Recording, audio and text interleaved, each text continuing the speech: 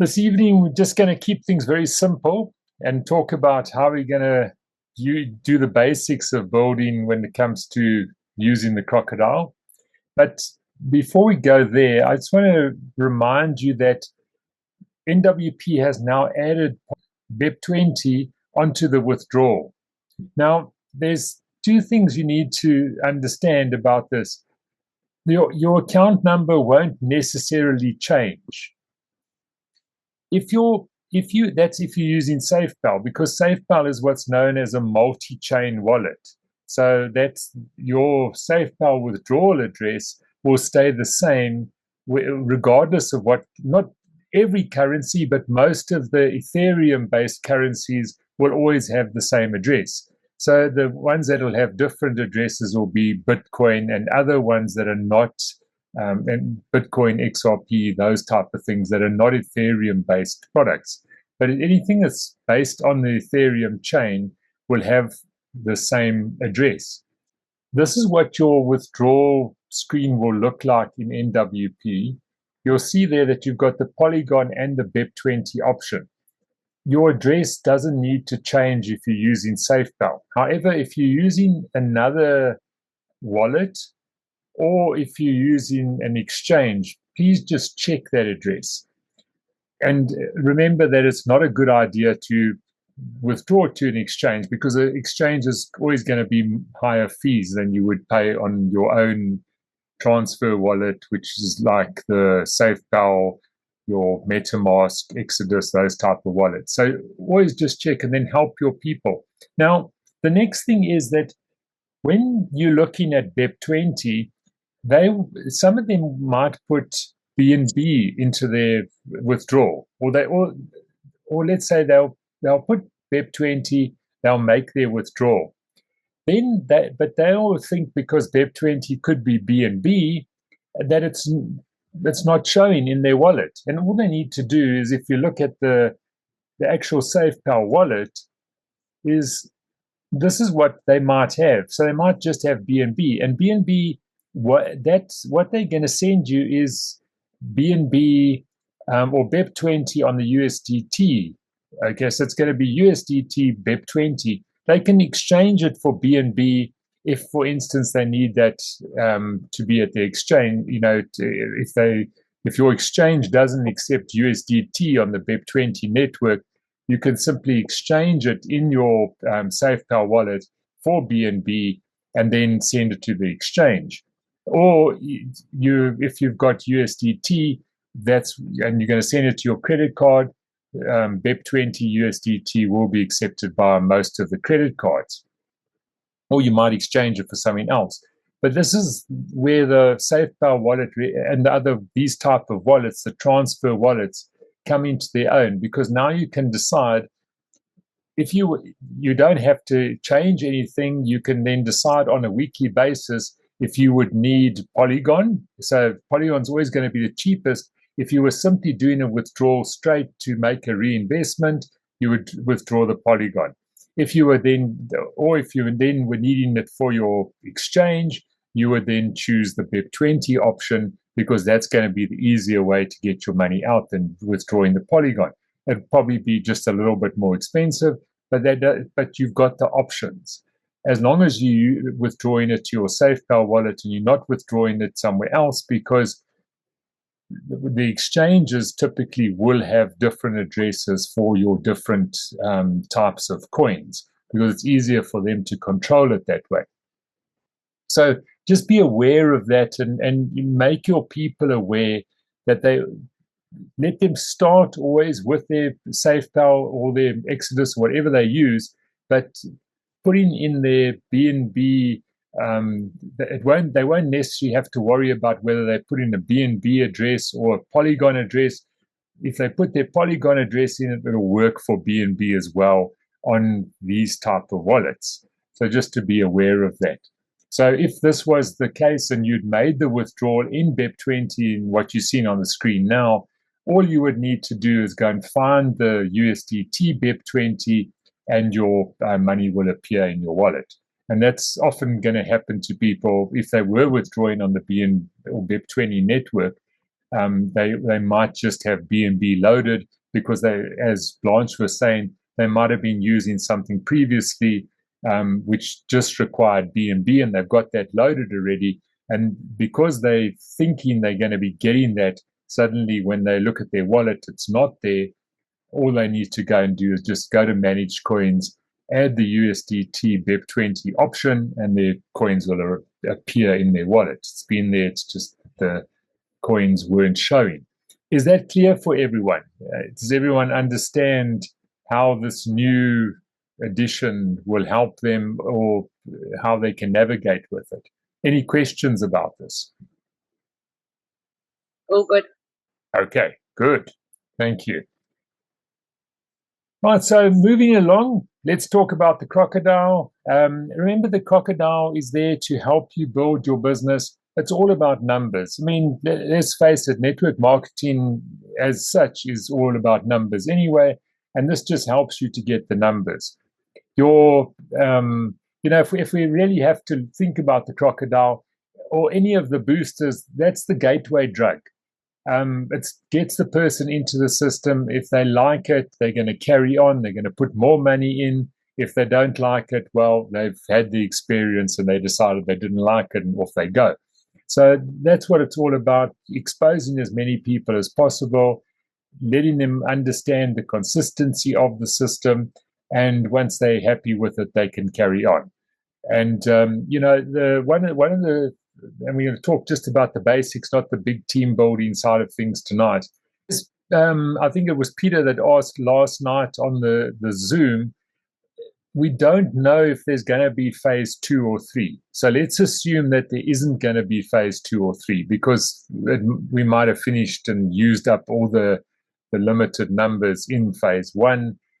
If there is phase 2, they will announce it. If there isn't phase 2, phase 1 will simply, or what we know as the Crocodile, will simply come to the end around about the 22nd.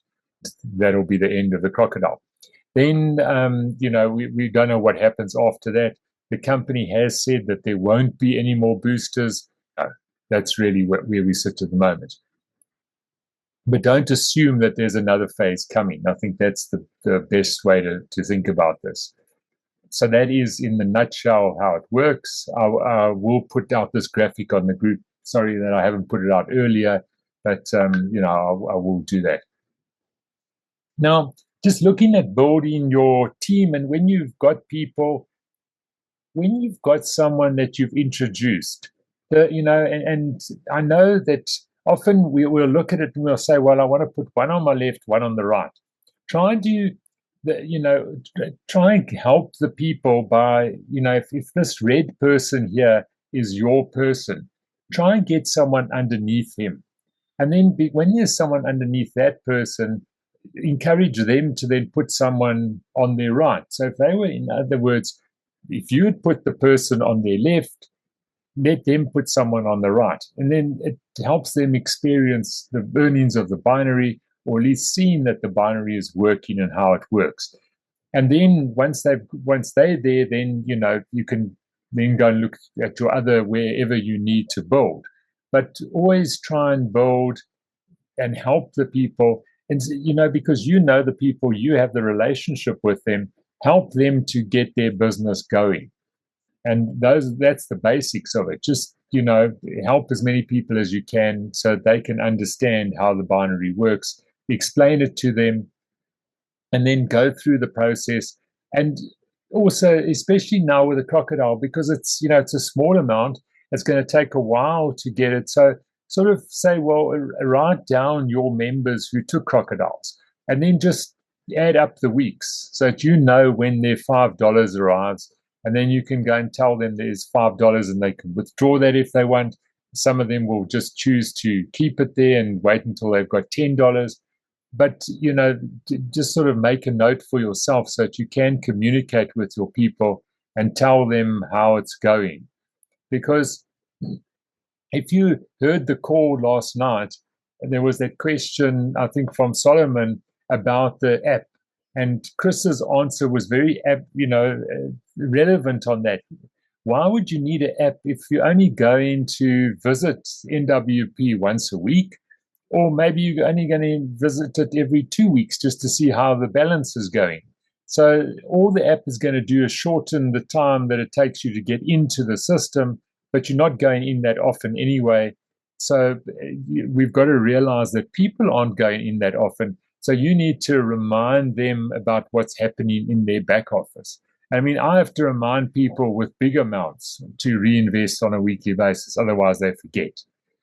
People are just like that. So, you need to sort of be the person that helps them, encourages them, and explains the system to them, because it's when they start, withdrawing or reinvesting, that's when you potentially need to help them. But you need to sort of get them to that point and then help them. And then, as we know, once you're helping someone, they're not going to understand the first time around. Some of them will, but most of them struggle still, or would rather you help them. And if they know someone's there to help them, they're going to feel more comfortable with the system. So that's what I encourage you to do. Right, so that's my little presentation for this evening. It's not very complex. This is our leadership call. So, we just have a general discussion. So let's hear what have been your experiences over the past day or two with the Crocodile. Yeah, hello, Rich. Hi, Solomon. Yeah, thanks for the good presentation. Good. We have some people that don't have wallets. How can they do their withdrawal? Can we use our wallets to withdraw for them? Because some are not they are not partial with crypto. Okay. All right. So they don't have wallets. Okay. Solomon, you can help them. Okay. But if you're familiar with your SafePal wallet, you can create extra wallets within your wallet. Okay. Okay. My advice is don't put more than, I would say 3. Okay. Don't put more than 3 people on one wallet if you're helping them. Okay. Well, you can use 3. You can use 3 in one wallet. You can use 3 people per wallet, but don't put more than that, because what happens if you're using more than 3 different people, or even 3? So if let's say if you've got your account and your business account, that's 2 already. Keep your business separate from your team, and then but never put more than 3 withdrawal addresses or 3 withdrawal people into one wallet. Just create more wallets, because the system will pick up that you've got, if you're trying to withdraw 10 people to one wallet, then that's when the queries come, because then they think you've got duplicate accounts. Even though you're helping people, rather just put no more than 3 people per wallet as a general rule. That would be the best. Okay, thanks. Pleasure. And what of people that have the booster of $100 last year?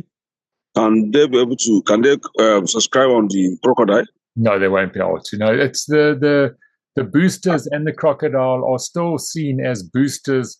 So you've got the booster benefit, you could say, even if you've got the Crocodile or the booster, it's still a booster benefit, and you only get one booster benefit from the company. Okay, thanks. Pleasure. Great. Yes, Lord. Added to, when you look onto where your genealogy is, if you open on your own name, it tells you who's got what booster, how many triple boosters, how many double boosters, twin boosters. Has they added the Crocodile one yet? They have. Yeah, they have. Yeah. And so you could, they added that, and they also, if you ever looked at your team and you saw the numbers, sometimes the numbers don't quite add up. It looks like they've fixed that. It looks like they've fixed that, because I noticed on some people's accounts there were a more accurate reflection of that amount left and right now. Your back office is correct, but if you were looking at, let's say, Ulva's account, and what you see in your back office or under Ulva and what she sees on her thing, there was a slight discrepancy there.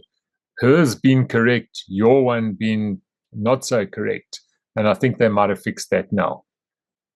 But yes, you will be able to track how many crocodiles you've got on your left and right. The other question, do you want a safe bell training session where we basically go through SafeBell from the start to the end and how to set up an account, how to make a withdrawal, all those sort of things?